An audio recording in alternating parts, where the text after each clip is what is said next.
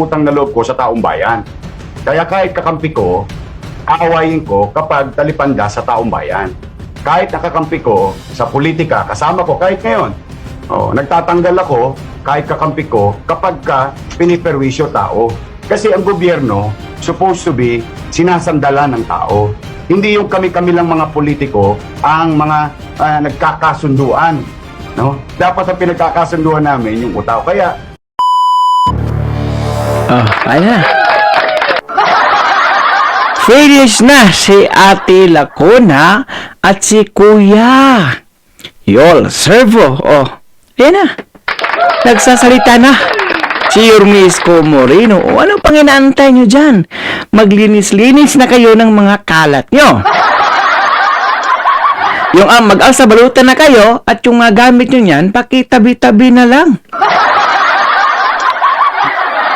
At yung mga, ang daming pang-apelyido dyan sa City of Manila, ano pang inaantay nyo dyan? Ha? Ano, antayin nyo po ba yung eleksyon o mag-resign na kayo? Wag nyo kasing pakialaman yung taong bayan. Pagpatuloy muna natin itong video bago po tayo gagawa ng reaction, mga kois, mga gayas. Ayan. So, sana yon. Sana yung 1 minute. Ayan po. Sariwa po ito.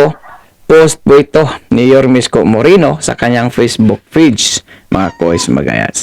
So, without further ado, let's begin. Makinig! utang na loob ko sa taong bayan. Kaya kahit kakampi ko, aawayin ko kapag talipanda sa taong bayan.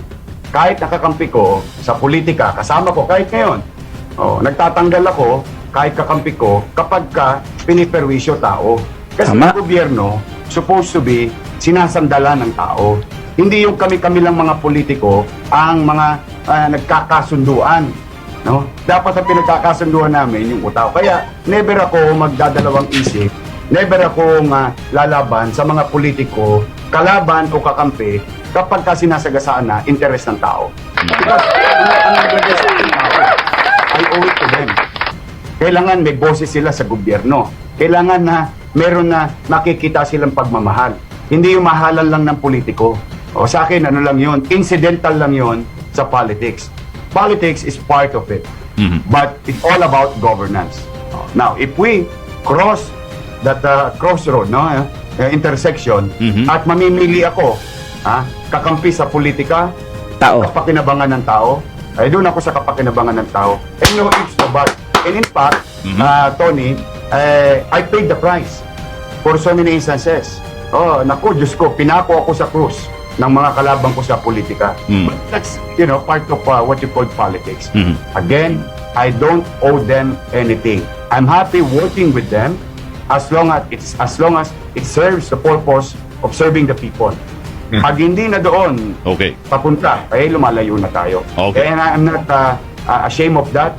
And I will continue to do the same given a chance in the presidency. That includes my allies or political party mates. Ayun. Okay. So malinaw ha? Basta wag lang nilang sagasaan ang kapakanan ng tao ay magkakasundo pa rin kayo ha? Yes. Ayun. Finish na sila. Ayan. Ang utang na loob ko ay sa taong bayan. Klarong-klaro yan. Never akong magdadalawang isip, never akong hindi lalaban sa mga politiko kahit kalaban o kakampi kapag sinasagasaan ang interes ng Manilinyo o ng taong bayan.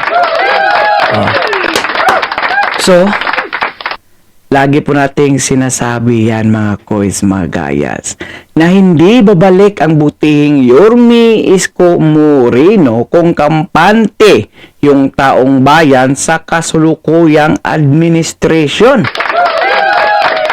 Ilang beses na po natin yung na-discuss about that, mga kois. Dahil sayang yung naumpisahan ni Yormisco Moreno na bababuin lang ngayon, mga kuis, mga gayas, di ba? Diba? Nagsisigawan nga yung mga taong bayan at sila mismo ramdam nila, kaya po sila sumisigaw, balik na Yormisco Moreno. Kasi kung naayos pa nila pagdala yung Manila City o yung kapangyarihan nila, kung naayos pa, kung talagang interest pa ng taong bayan ang inuuna nila, walang problema at walang Isko Moreno na babalik sa Manila. Pero, ang inuuna nila is yung sariling interest nila. Kaya nga, family feud, family business ang ginawa po nila. Kasi halos lahat sila dyan, puro lakuna. So, kung ako pa siguro ngayon, kung ako pa sa part nila mga lakuna at niyol, well, wala na. Maglinis-linis na ako ng mga basura, ng mga mabantot na basura sa aking opisina. Kasi pag naabutan ni Yorme Isko Moreno diyan, yari talaga kayo. Okay, tama yung ngayon. Ngayon lang, di ba? Ayos na, aprobado na daw yung 1K na ayuda ng mga seniors. Na 1K naman talaga yan noon. Pag upo niya, naging 500 na lang. Tapos dili pa yung pagbigay, hindi pa accurate. Saan ka ba? Kaya lakuna na. O ngayon, si Boss Y nagsalita na. Matagal na pala niyang kinikim-kim yan kasi alam naman natin marami din talagang magsusumbong sa kanya kung ano nang ginagawa ng ating mayura dyan sa kaniyang constituent. Kaya hindi lang siguro nagsasalita si Yorme Isko Moreno, inaantay na lang niya yung sigaw ng taong bayan. Ngayon, nagdesisyon na po yung taong bayan na talagang kahit bukas na nga, gusto na nga nila yung eleksyon na agad. Diba? So, wala na, finish na talaga sila. Giatay na gyud ni bay. Peace. Naunsa na ni, mauna ni, butang ni. Huwag niyo kasing galitin yung Manilinyo. Kasi pag ginalit niyo ang Manilinyo, mas galit si Yorme Isko dahil mahal niya ang Manila. Kaya nga yan pinaganda, pinaayos, pinatayuan ng magagarang paaralan, ospital at kundo. Tapos gaganyan ninyo. Tutulunggisin nyo yung taong bayan na siyang nagpasweldo sa inyo? Wag gayon, gayan, O paano na yan? Nagsalita na yung pinaka-boss dyan sa Maynila. Na hindi yung sariling pang-interest niya ang kanyang hinahangad, but cause interest ng sangkatauhan o ng mga batang Maynila o Manilinyo dyan sa Maynila. Kaya nga siya mahal ni Mayoral ako na. Mahal na mahal si Yorme Isko ng mga batang Maynila. O, huwag niyong galitin. Huwag niyong galitin yung taong na siyang nagpabago, nagpaganda, nagpa-improve, naghakot award dyan sa Maynila. Kasi yung tao kahit gaano kabait, pag napuno yan, talagang magsasalita yan. Ayan na ngayon. Nagsalita na siya dahil hindi na siya na yun siya kagwanta sa masangsang ninyong baho diya sa City of Maynila. Sao naman nato ni Ron. Hinahinay lang taghipos diha. Siguraduhan ka ng pinakabaho nga hipuson-hipusa na ninyo. Ayaw na ninyo guwata, moabot pa ang eleksyon. Basing mga sakpan pa mo. Sakpan na mangyud doy, kay nakita mangyud na puro lakuna yun ang naglingkod.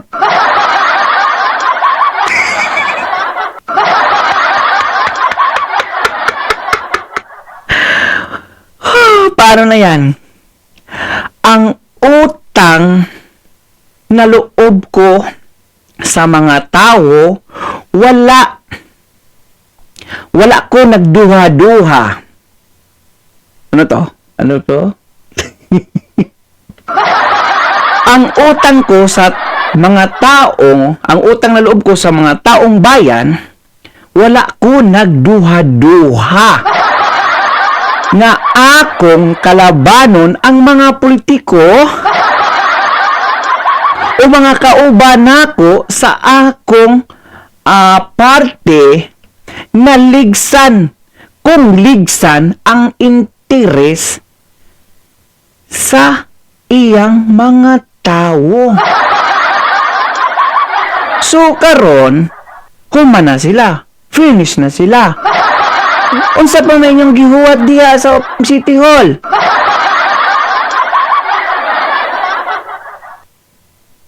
Di ba? Talagang ang sakit. Masakit naman talaga yung katotohanan, mga kuis, mga gayas. Kaya hahanap talaga sila ng kaparaanan na manatili sa kanilang pwesto. Yun ang tinatawag natin na kapituko lang, bish. Huwag bibitaw, bish, kahit ayaw na ng taong bayan, bish. Kumapit lang kayo dyan, bish, kasi isang pamilya kayo dyan. Paano na yung business family natin?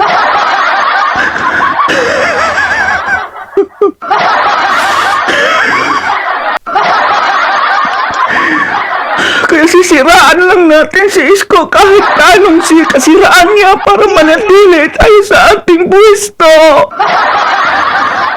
Tapos lalapit tayo sa mga big fish para panigurado na manalo at kakapit tayo sa ating pwesto, mga bishi.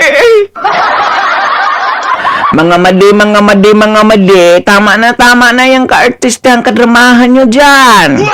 Napagalataan na tuloy kayo ng taong bayan. Matagal naman po silang nakahalata Kaya tama na yung kadramahan, ka-artistahan. Give up na lang, the best things to do. Ayan.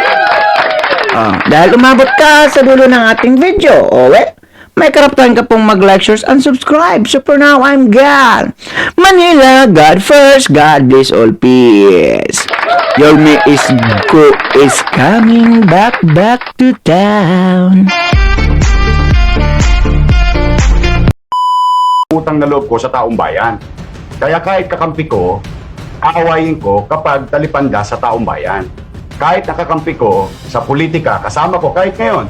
Nagtatanggal ako kahit kakampi ko kapag piniperwisyo tao. Kasi ang gobyerno supposed to be sinasandalan ng tao. Hindi yung kami-kami lang mga politiko ang mga nagkakasunduan. No? Dapat ang pinagkakasunduan namin yung tao. Kaya never ako magdadalawang isip, never akong lalaban sa mga politiko, kalaban o kakampi kapag sinasagasaan na interes ng tao. Because ang naglagay sa akin tao I owe it to them. Kailangan may boses sila sa gobyerno. Kailangan na meron na makikita silang pagmamahal. Hindi yung mahalan lang ng politiko. Sa akin, lang yun. Incidental lang yun sa politics. Politics is part of it. But it's all about governance.